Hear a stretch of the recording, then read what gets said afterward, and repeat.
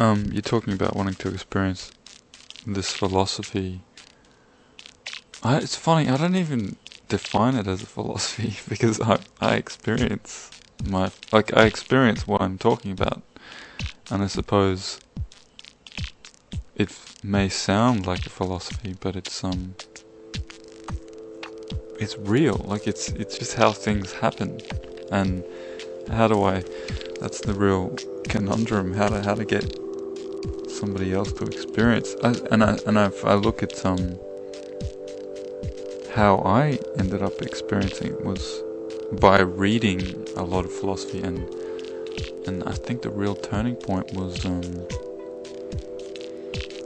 especially it really happened from just drenching myself in Abraham-Hicks, and the real turning point was when I realized every time that they were saying you, and I mean it has been misinterpreted by Esther, but Abraham is kind of like they're kind of saying it, but in a roundabout way, and when you see it, everything just changes, because when they say you, because they say, you, who you really are, projects a part of itself into you, who you think you are. So the personality is just a complete mask, right? It's just a thought structure. It's not real. And who you really are is who you know yourself as. Like what's knowing, and that's the standing wave function. And the standing wave function exists within every particle of existence. And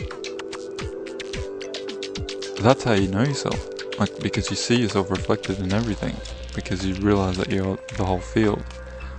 And you see how Source is seeing.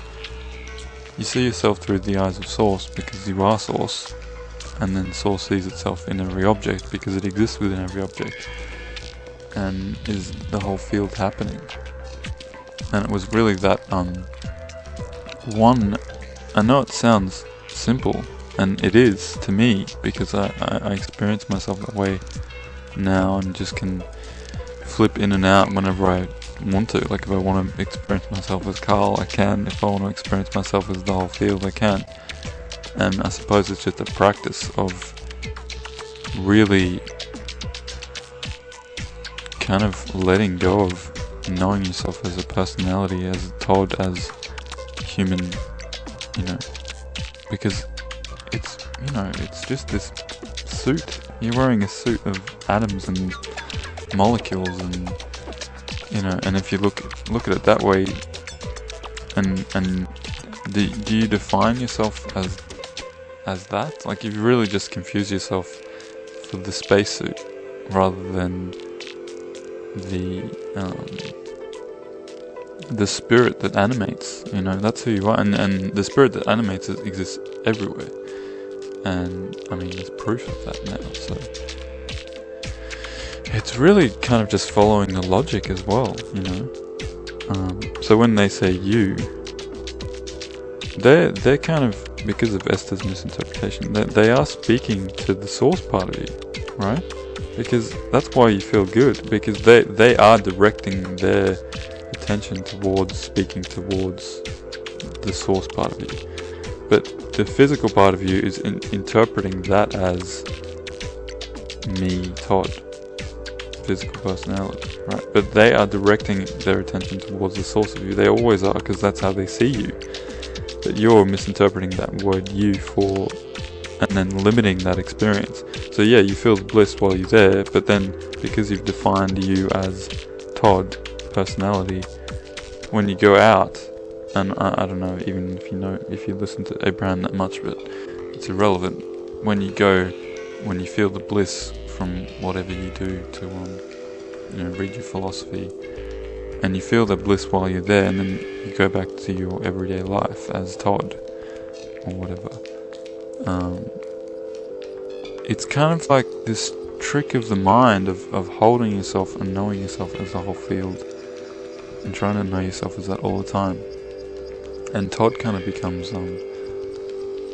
the real personality comes through, like the personality of who you really are. And I know myself, like my source self, as this. I know what animals I created as a god. I know